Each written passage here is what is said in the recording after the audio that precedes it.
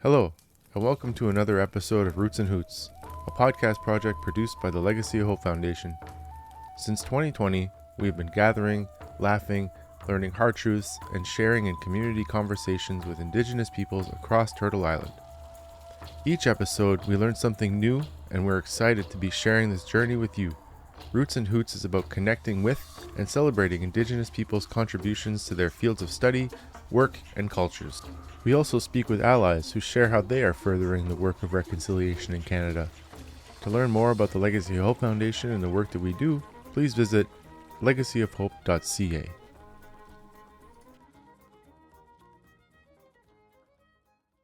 Peter Ittinuar Freuchen joins host Gordon Spence in episode 47 of Roots and Hoots. Their conversation spans decades of Peter's life, pivotal moments in Inuit, Indigenous, and Canadian history. From tales of his time as a young boy growing up in Chesterfield Inlet to being sent to Ottawa as part of an education pilot program, Peter shares about his experience leaving his home community and what the journey back home was like. He shares about his dream of becoming a pilot and how a fork in the road led to him becoming the first Inuk MP instead. Peter shares about his work in Parliament, including the pivotal time where he saw the inclusion of Section 35 into the Canadian Constitution. Today, Peter is working on his second book while supporting communities across Ontario with native land claims. Peter shares anecdotes and important stories from a life well lived, and rest assured, this only scratches the surface.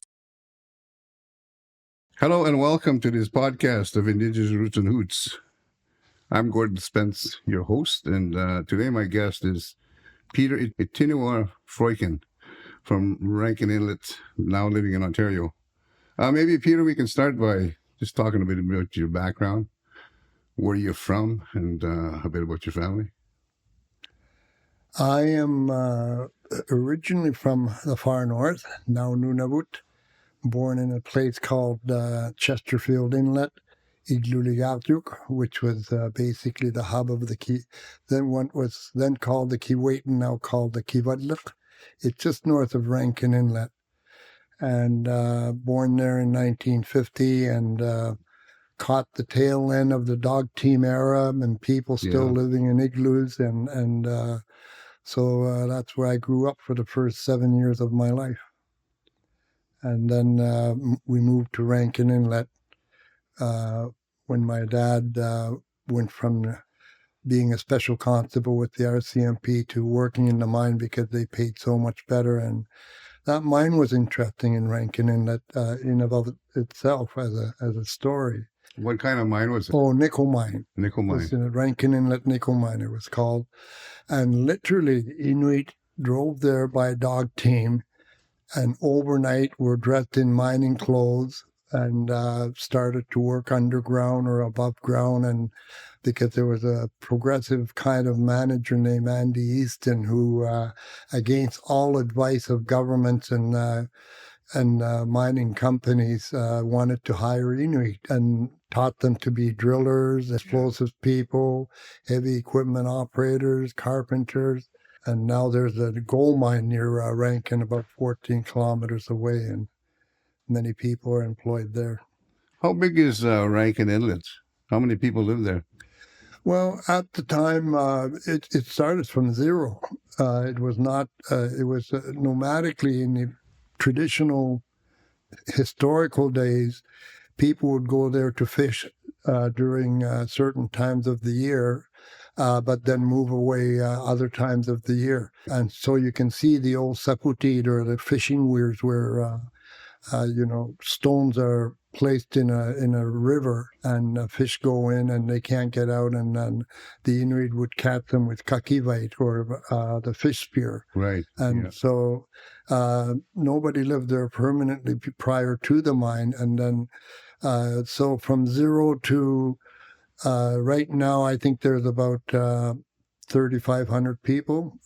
That's where the famous Jordan Tutu comes from, the NHL player. Yes. I coached him, by the way, when he was in Pee Wee. Awesome player. What was he like?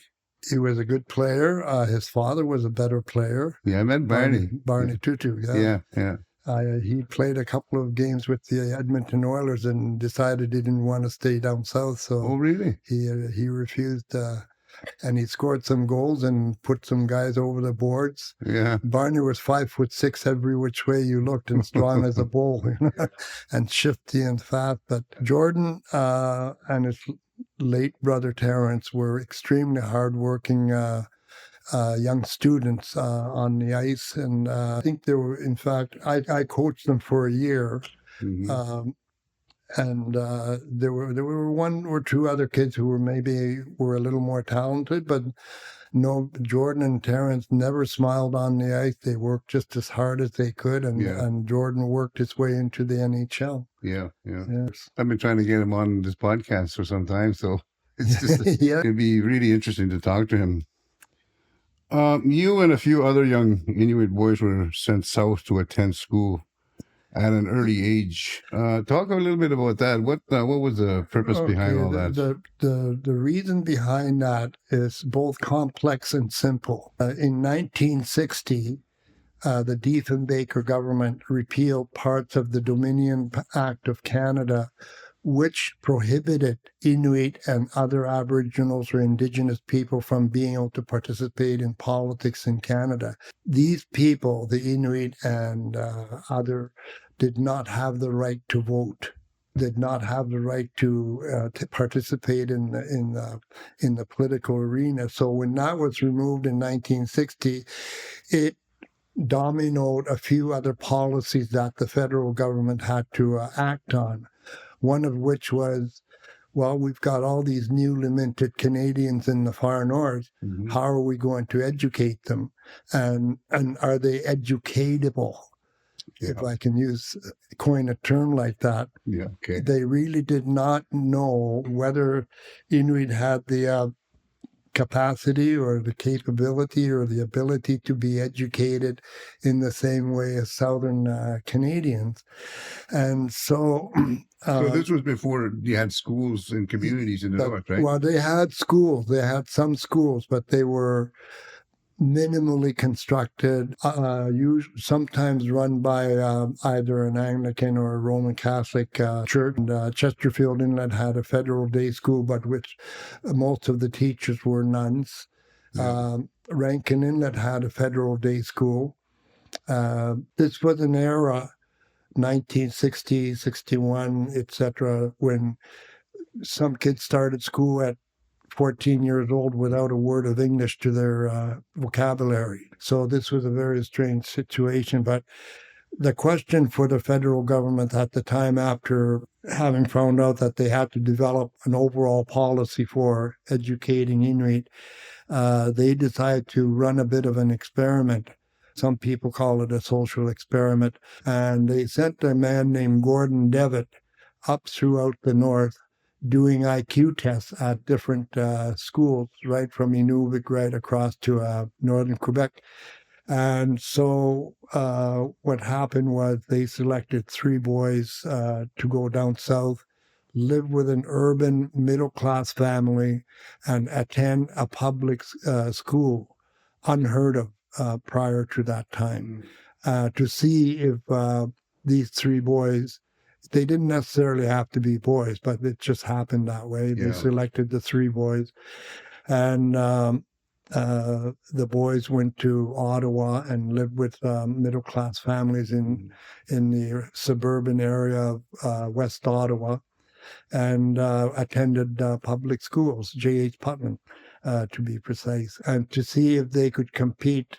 All expectations by the bureaucracy of the day was that they would fail miserably, and then they would base their developing a education policy for the North on that, or at least partly on that. The boys succeeded pretty well. And as Zebedee Nungnach, one of the boys, he likes to say, Kadlunach is the word for white people. Yeah. We out Kadlunarn the Kadlunarn.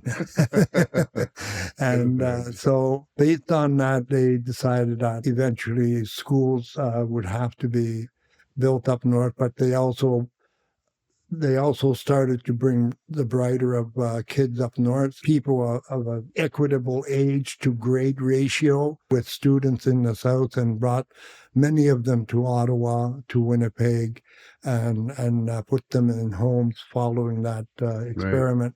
Yeah. At the same time, developing a policy that would enable schools to be built in the north with more fervor than previously. How long were you down south? I was in Ottawa for 2 years.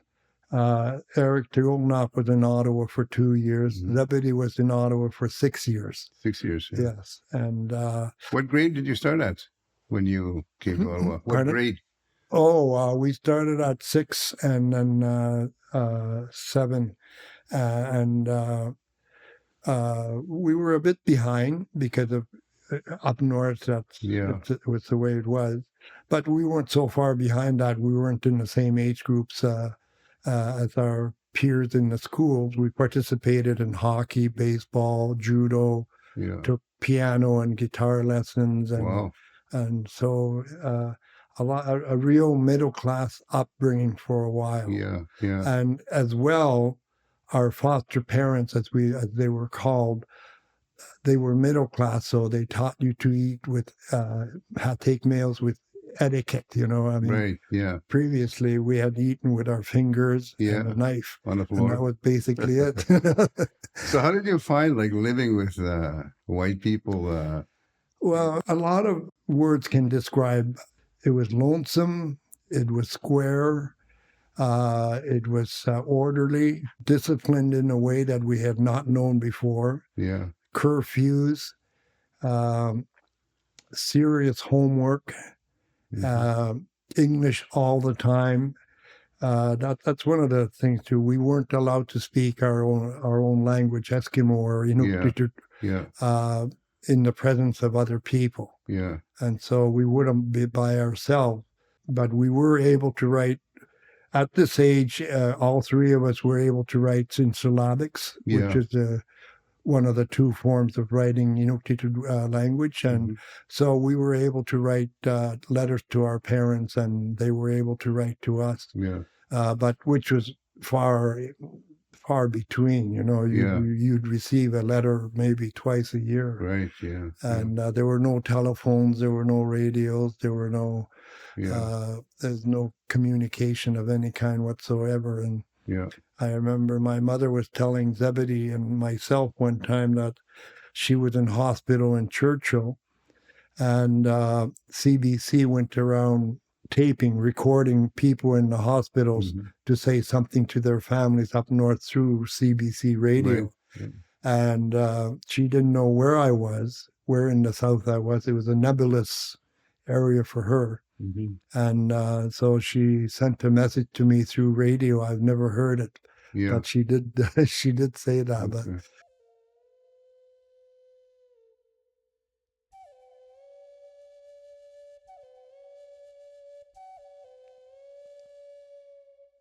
Ayaya songs are about our histories. Ayaya is an Inuit-owned firm that tells our stories in many languages across Canada. Ayaya are experts in publishing children's books, usually in syllabics, and they do large multi-language projects like the reports of the Missing and Murdered Indigenous Women and Girls Commission. If you need help getting your stories into classrooms or homes in Cree, Inuktitut, or other Indigenous languages, check them out at ayaya.ca. That's ayaya.ca.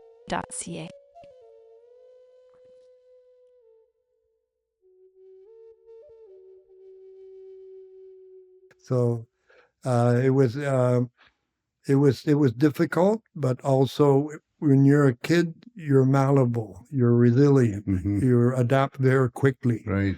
And so we started speaking English in the way the other kids did in public school in Ottawa. Prior to that, did you not speak English when you were We did north? in school. A bit, yeah. And often we were the interpreters because nobody else spoke English.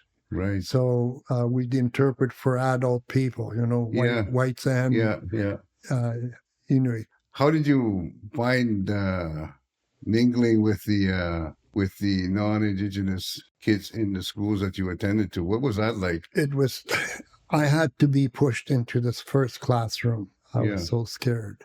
The foster parent had to literally, physically push me into the classroom. Yeah.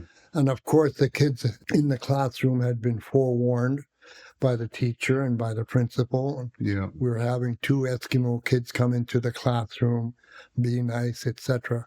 As it turned out, we made friends the Right first away? recess. Yeah. Yeah. You know, it was easy. Kids are far less prejudiced, Yeah. discriminatory than Right. others, unless Yeah. they've learned it from their parents. Right. And so naturally, we just made friends. They were curious about us. We were curious about them. Mm-hmm. It's, Did you mentioned that your mother, when she was in the hospital, mhm.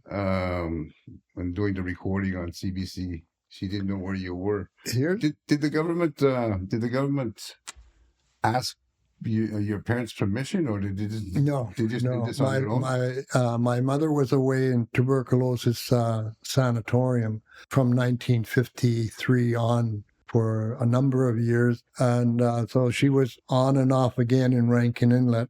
And my father heard from the priest, who had heard it from the teacher, who had heard it from the government agent, Wow. that I and Eric Teognak were going to be sent to Ottawa, and there was no consent was asked, no form was ever signed, Wow. nothing of any with any kind of formality was ever discussed Yeah. with our parents about us. It was just decided, and that was that. Yeah. In that area, the area that we grew up in, Mm-hmm.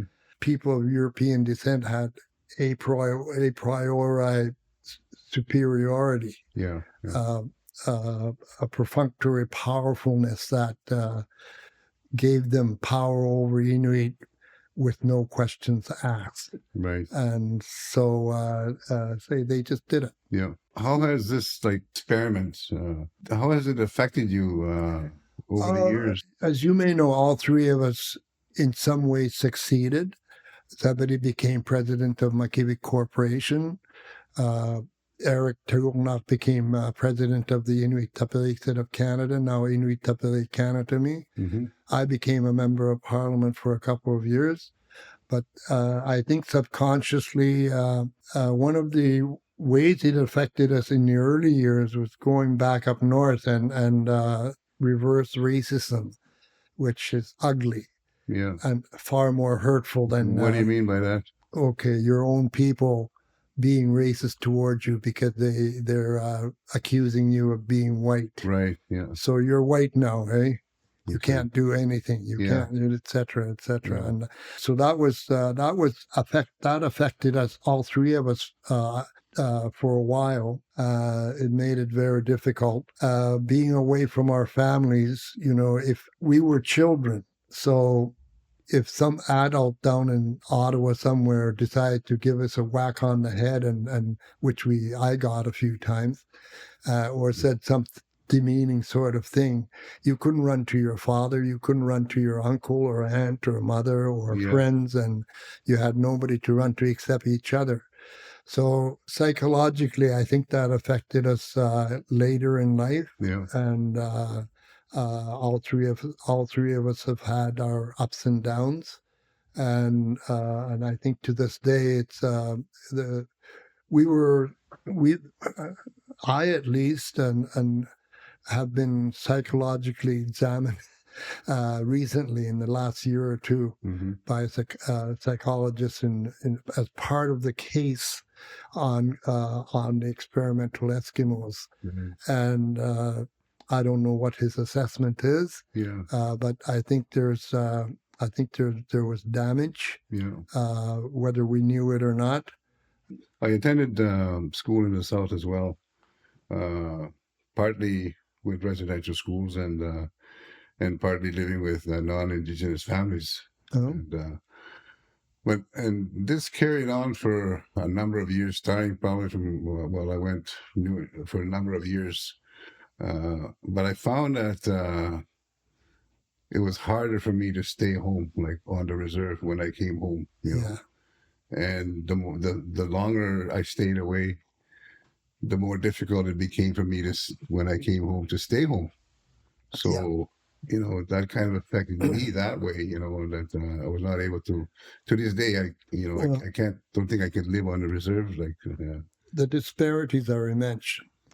Culturally, you become acculturated, to your new environment, and then you go home and you find, I'm not going to use the word primitive, but you find people unknowledgeable about the rest of the world. A little behind, And when you tell them that you can swim a mile now, for instance, because you've been going to swimming school, and a mile is nothing, if you know how to swim, and they won't believe you. Yeah, that's just one example. Yeah. And economic and financial disparities were immense. Yeah. In Ottawa, we ate 3 square meals a day. It was just there. There was no question about it. You had running water, electricity, these things that weren't readily available back home, clean clothes, an orderly life. So the disparities are immense, and it does get hard to go back home, especially compounded by the fact that your own people are ridiculing you for becoming something else. Yeah, you fit in less. And that particular part was what affected me the most, I think. That hurt. Yeah. I believe you were the first Inuk elected to Parliament, House of Commons, around 1979. Can I talk a bit about that? Yes, I had attended Carleton University for 2 or 3 years, and also teaching nighttime at Ottawa University, Inuktitut and Sociology of the North. And during the summers, I was attending flying school because I'd always wanted to become a pilot. Pilot, okay. Yeah. Because I thought bush pilots were dashing people, flying their Northmans and single otters and so on. So I did become a pilot. Oh. I went up to Yellowknife to finish out my commercial pilot's license. And I got a call from Wally Firth, who was he was an Aboriginal Indigenous NDP Member of Parliament from Inuvik, Fort McPherson, that area. Yeah. And he's related to the Firth sisters, who were cross-country skiers who competed in the Olympics, I think. Yeah. But anyway, I got a call from Wally Firth, and he said, "Peter, there's an election coming up, and we'd like you to run for us." Prior to this, one of my double majors at university had been political science, and the other was sociology, but I had never voted. I had never willingly participated in politics. Yeah. And I said, why? I'm trying to become a pilot, and that's what I wanted to do. He said, well, we want you to run. I said, I wouldn't get elected. I'm too young. I'm 28 or something like that. Yeah. And people want somebody who's established, like Tagak Curley or James Alvarluk or Abe Ukpik or, somebody like that. And he said, well, they're already spoken for by the Conservatives and the Liberals, and we want you to run for the NDP. I hardly knew what the NDP was. and then I said, no, I just want to continue with I was training with Arne Schrader, who was a famous Arctic ice pilot. Okay. Yeah, one of those guys. But he said, look, just take 3 months off to campaign, and then you can go back to your pilot training. I said, okay. So they gave me a budget of $8,000, and the guy who became Premier of the Yukon, I've forgotten his name, was campaign manager, and Dennis Patterson was the now senator for Nunavut, was my official agent. Really? Yeah, and they flew me to Iqaluit, Frobisher Bay then, Iqaluit, and we had a little NDP association meeting, I think about 10 people showed up. Yeah. And they nominated me as the candidate. Yeah. And then that was when I realized I was terrible at public speaking. I didn't know what to say. But I blurred my speech, and I got nominated. And when the election came, 1979, 79, yeah. The first poll came in, and I had something like 2 votes, and the other 2 had something like 50 plus votes or whatever. And so I was at a friend's house, John Puttick, my cousin, and we were listening to the radio and drinking, some hooch or whatever it was, and laughing at, well, I told him we're going to lose. Yeah. And then halfway through the night, we started to catch up. Yeah. And then the last polls came in from the DEW-line sites, distant early warning Department of Transport sites that the federal government runs. And the last poll came in, and I won by 76 votes. That was it. That was the election night. That was the election night. Yeah. And my heart did a lurch, and the phone rang. And there was apparently there was somebody in town had been conscripted or commissioned or something to write a story if I happened to win, which was not expected. Yeah. But that lady found out where I was at, and phoned John Puttick's house. And he was in one of those townhouses where the living room is upstairs and the bedrooms are downstairs. Yeah, I remember those, yeah. And John had a green thumb. He had a whole bunch of potted plants of grass. And I said, holy moly, the reporter is coming here. Yeah. So we both started running downstairs with our arms full of potted plant to hide them. And then she came in, and I did my first interview then. Yeah. I didn't know what to think. I was in shock. Yeah. It was this like, wow, this is the turning point of your life, Who was the leader of the NDP at the time? Ed Broadbent. He was? Yes. Oh, okay. Ed Broadbent, and the Prime Minister elect was Joe Clark in a minority government. Yeah. And then some 9 or 10 months later, Bob Rae, who was in the NDP caucus, made a motion, non-confidence motion, which both the Liberals and the NDP voted for, and Joe Clark's government fell. Mm-hmm. And then the following election, lucky or not, I got elected again. Yeah. And the elder Trudeau, Pierre Trudeau, was elected Prime Minister. Mm-hmm. Yeah. Yeah. You would cross the floor from NDP to Liberal during that time, I guess your second term.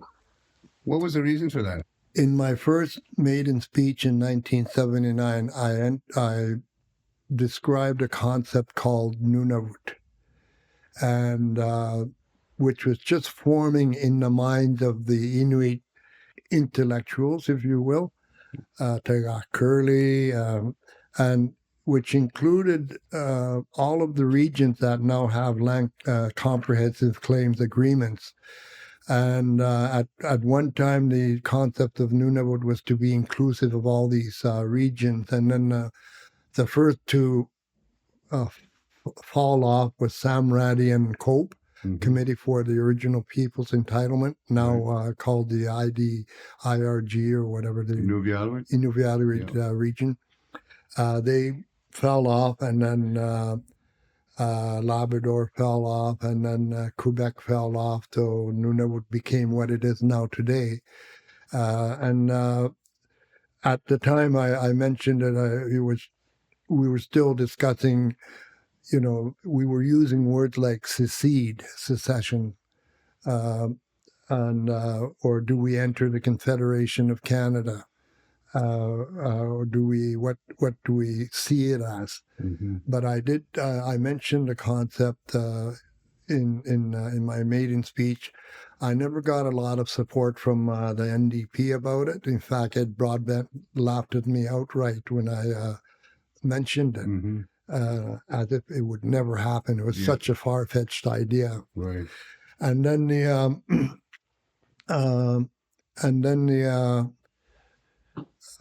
there was the constitutional work as well, Section 35, as you may know, which is outside of the Charter of Rights and Freedoms. And the reason it's outside of that is so that the provincial governments cannot use the notwithstanding clause against it.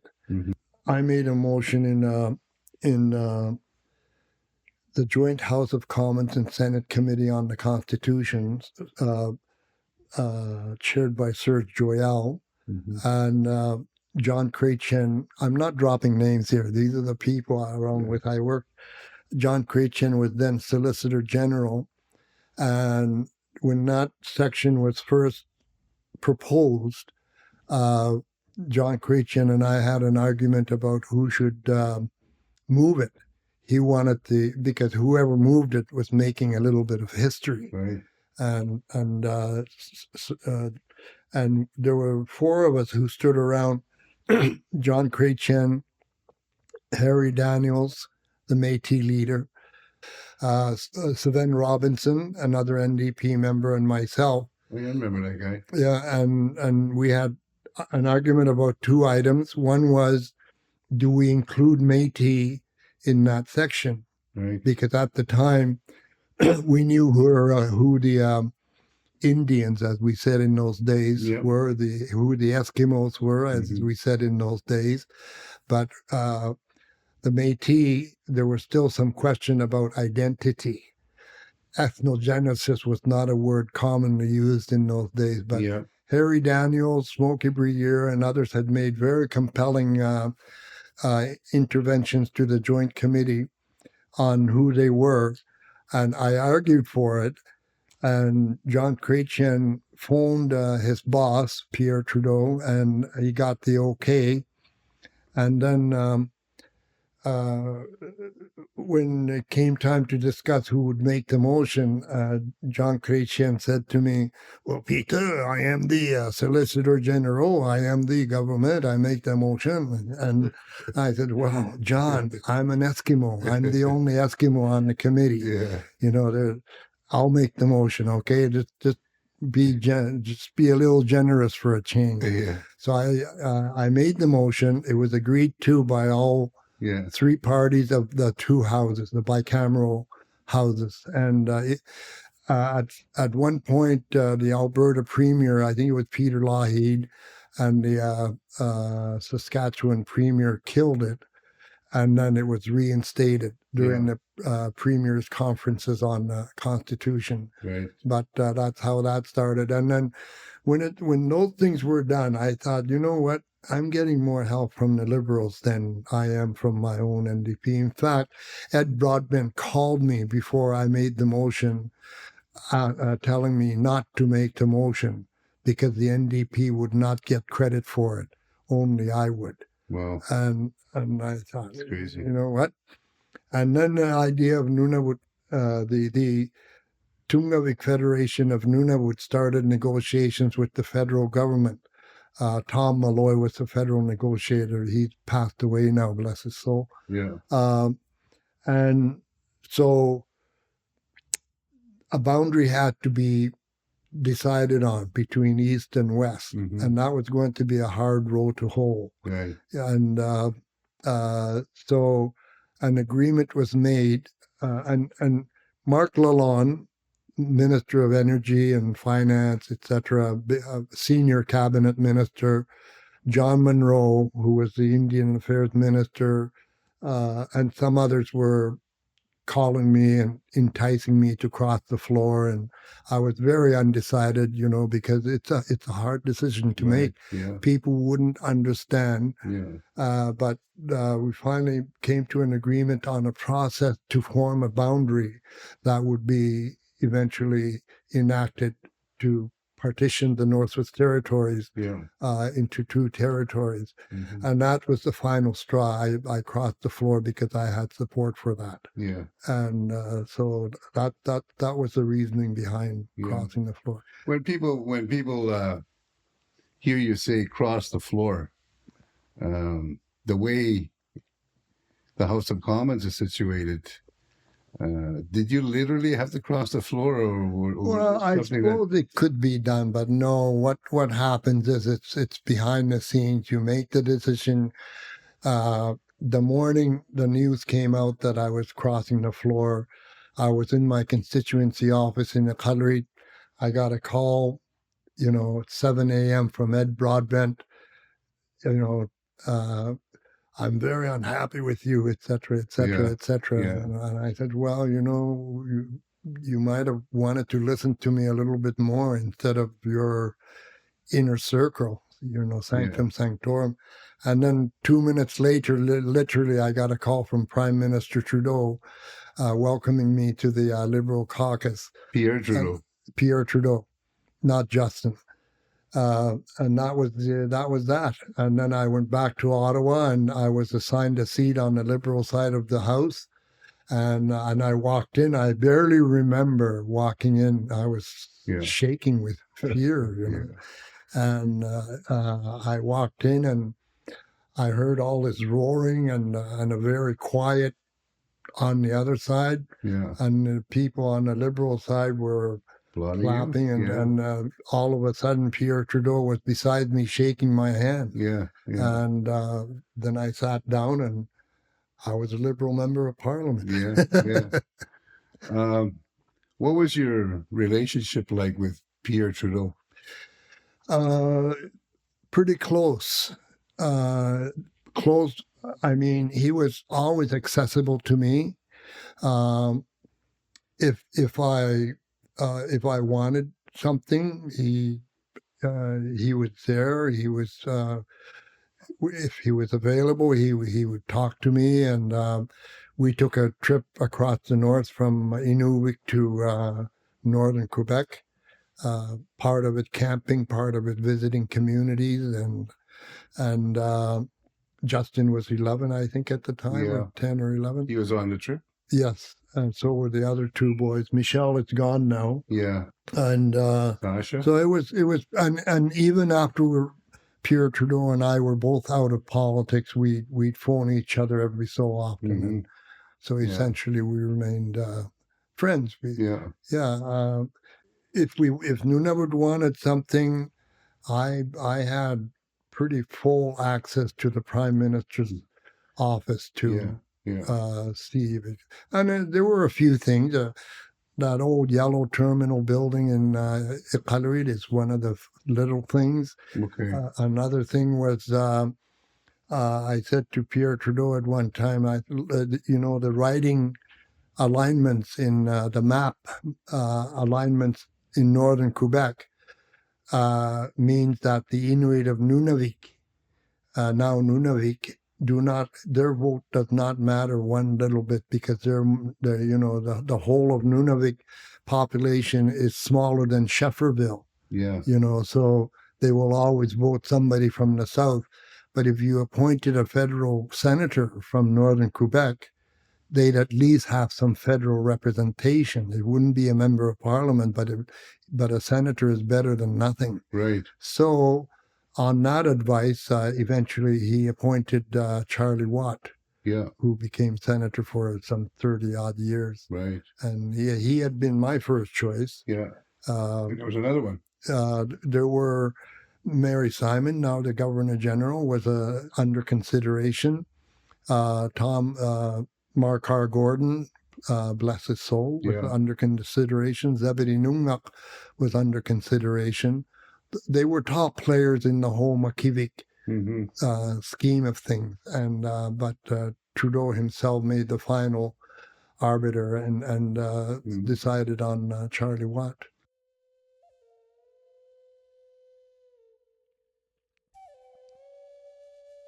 Ayaya songs are about our histories. Ayaya is an Inuit-owned firm that tells our stories in many languages across Canada. Ayaya are experts in publishing children's books, usually in syllabics, and they do large multi-language projects like the reports of the Missing and Murdered Indigenous Women and Girls Commission. If you need help getting your stories into classrooms or homes in Cree, Inuktitut, or other Indigenous languages, check them out at ayaya.ca. That's ayaya.ca. But you also had another Liberal senator, Inuk senator. Yeah, Rankin Inlet. Willie Adams. He's the first Inuk senator from Rankin Inlet. Was he there? Was he there before Charlie? Yes. He was. Okay. He was for many years. Yeah. Willie was an electrician. Yes. And he still is. Lives just south of Ottawa now. But anyway, apparently there were back and forth between people like Peter Ittinuar, who was with the NWT government, Warren Ullman, who was then Minister of Indian Affairs, and so forth. And they they decided on Willie Adams because Trudeau wanted to appoint an Inuk senator from the north somewhere. Yeah. And Willie was a very popular guy, electrician, family man. Likeable. And very likable. His English was a little funny. People and a happy and a ranking, all right. That sort of. And apparently Prime Minister Trudeau called him up and said, "Willie, can you come down this week? I'm going to appoint you as senator." And Willie said, "No, I'm wiring up a house right now. It'll have to be next week."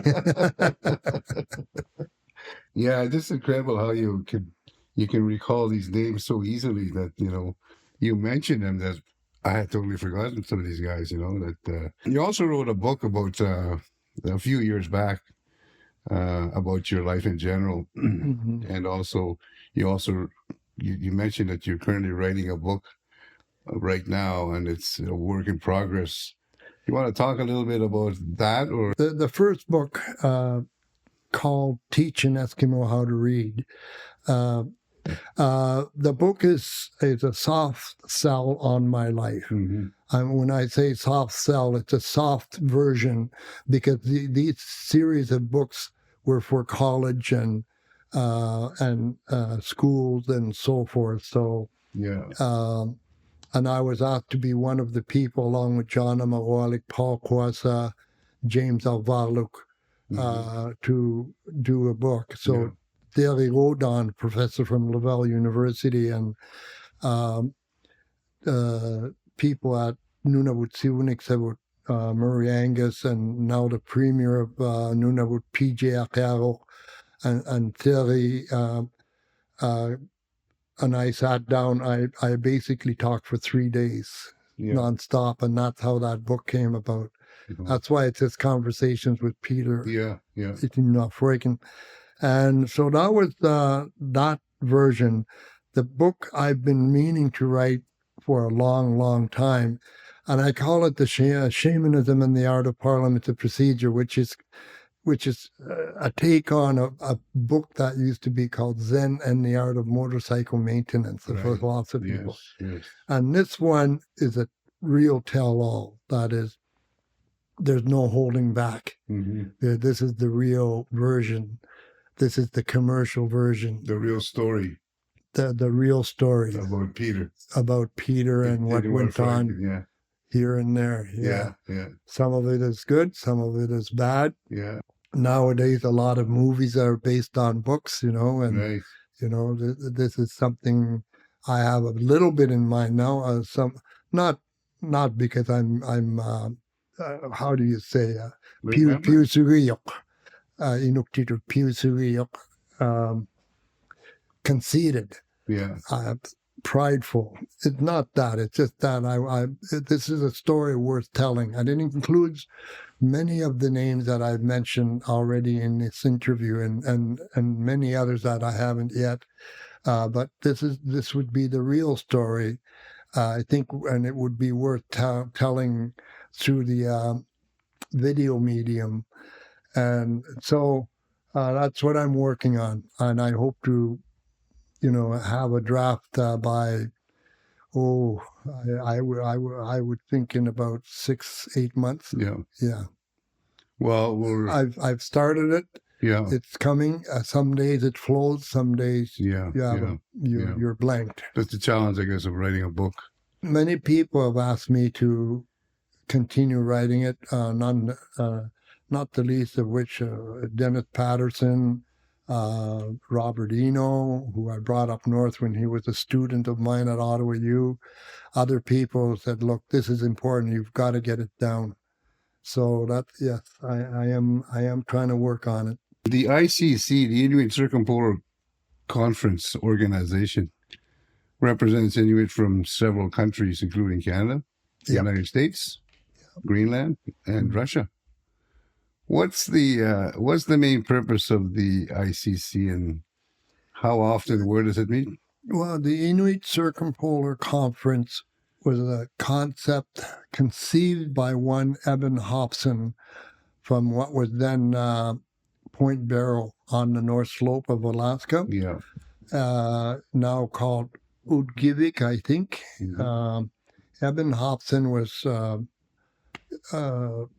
half Inuk, half white kind of a person, but he thought he called people from Greenland to Alaska to Point Barrow for the very first meeting to say, look, we have rights, we have to assert our place in the world, and so and the more we are, the more people we are, the stronger we'll be.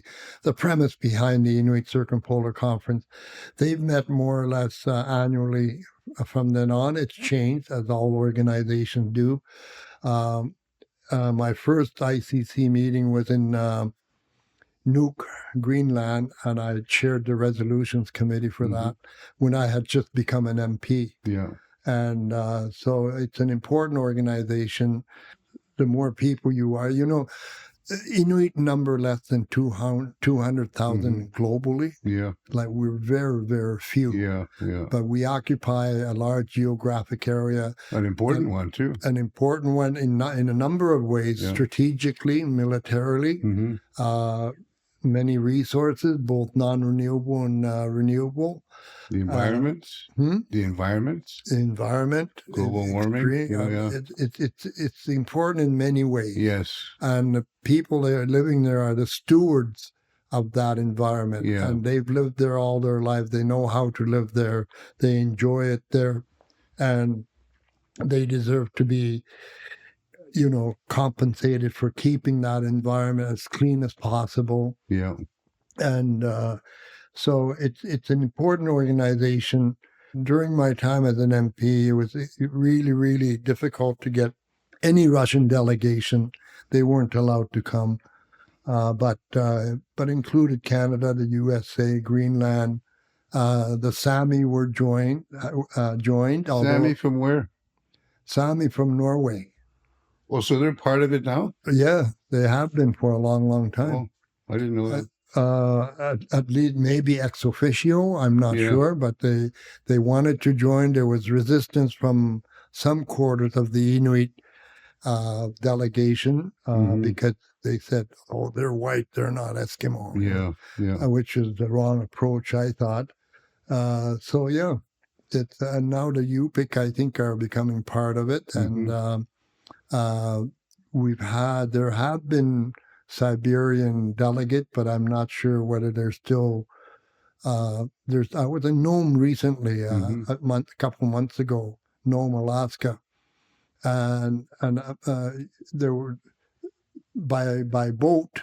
There was back and forth between Nome and Siberia, the Siberian Inuit, and they're relatives to each other. Oh, really? But the Americans and the Russians, they would go to Diomedes and Little Diomedes Islands right in the center of the strait and meet up there or go across to each other's side before the Russian Soviet regime and the American regime hating each other stopped any traffic between those people, and they're relatives to each other.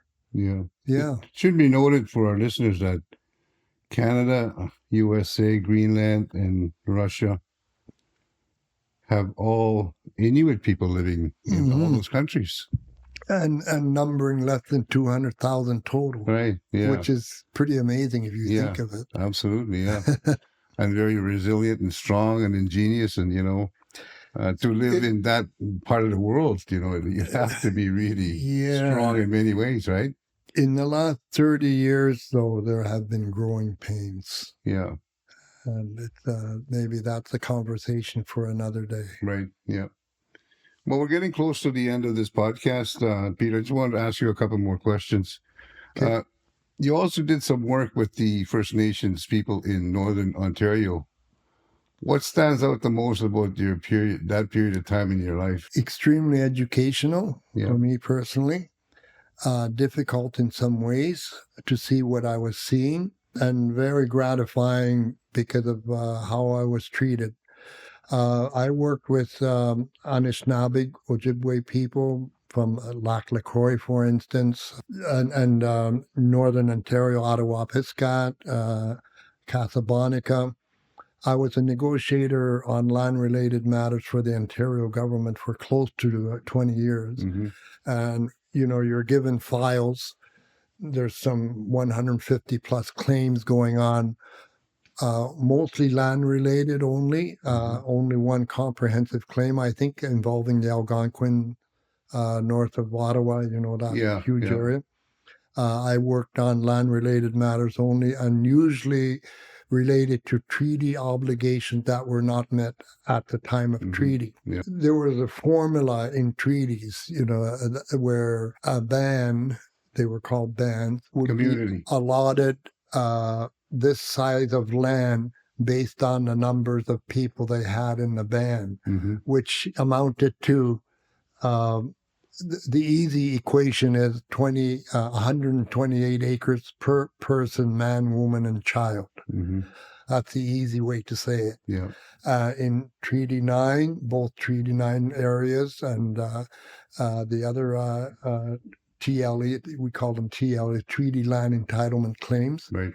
And so going into communities like Pikangikum was heartbreaking. And then going into other communities like the Fox Lake Cree, Chapleau Cree, rich, beautiful houses, roads well maintained, etc. And then you go down the road a few kilometers, and the Chapleau Ojibwe, broken down houses and boarded up windows. Pikangikum was just absolutely heartbreaking to see. I've seen a lot in my life, but I did not expect to see conditions from 50, 60 years ago in the community. Yeah.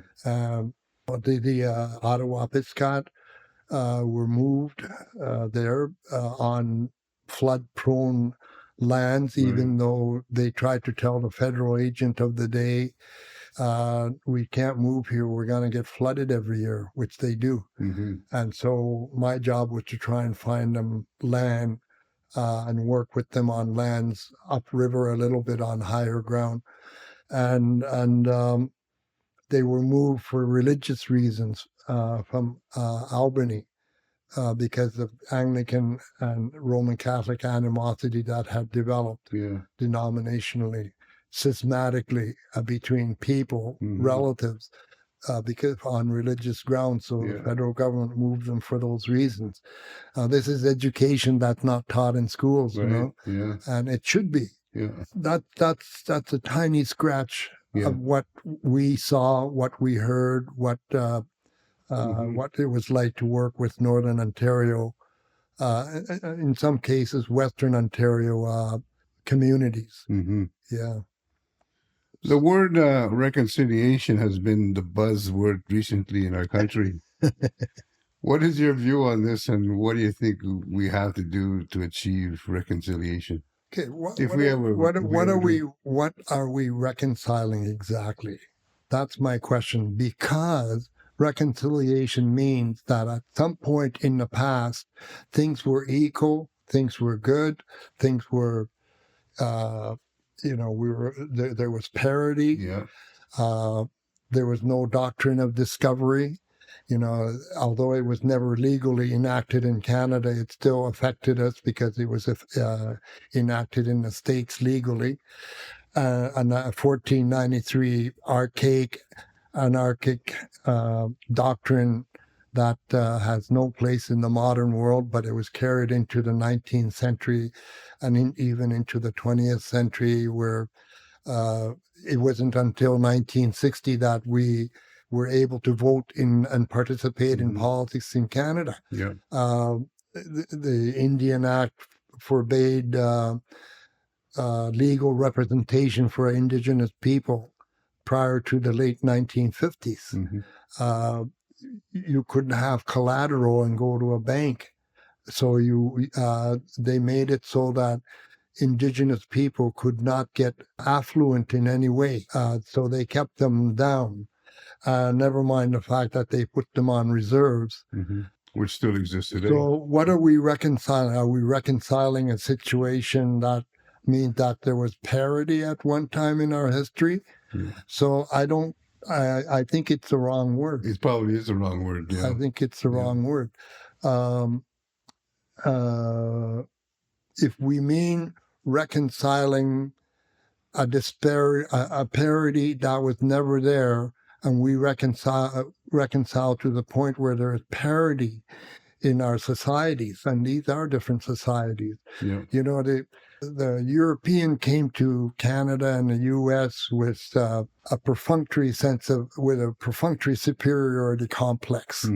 They were superior in every way, except maybe hunting and some ways. But they had power, they had authority. I have trouble with the word reconciliation because of that. Right. I would say, let's make a new word, pro-conciliation. Yeah. Let's go work towards a conciliatory relationship where we have parity, we have equal authority, we're at a table with some equality. Equal representation.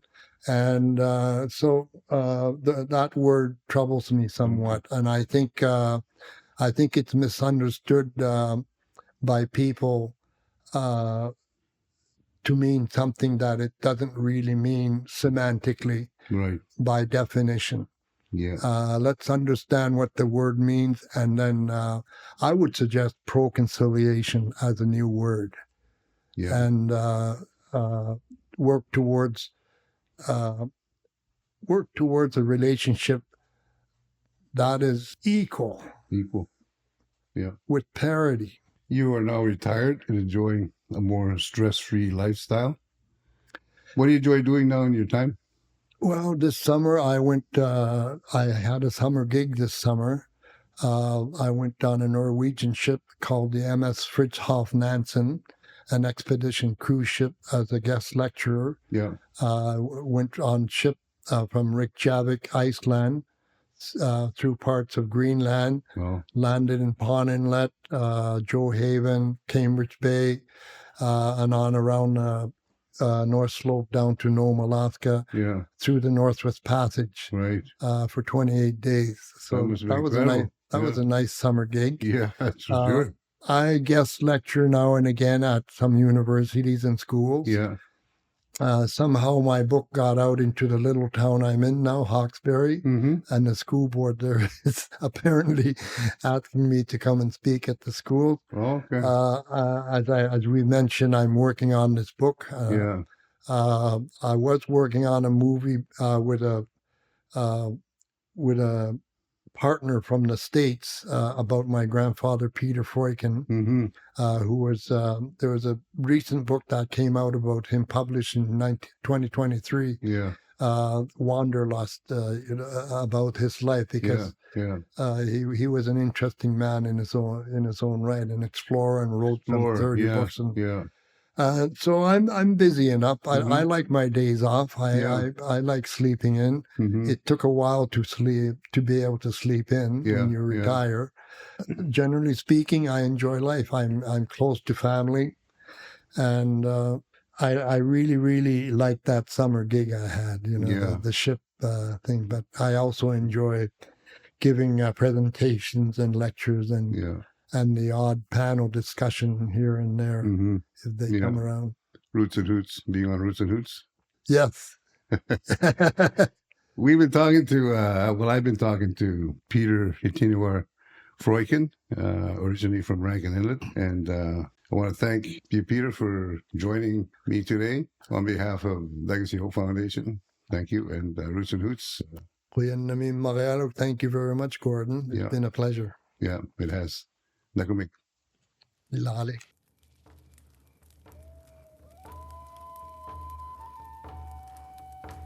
Roots and Hoots is a podcast project produced by the Legacy of Hope Foundation. For this episode's show notes, please visit the podcast episode description. And for more information about the work we do at the Legacy of Hope Foundation, please visit legacyofhope.ca.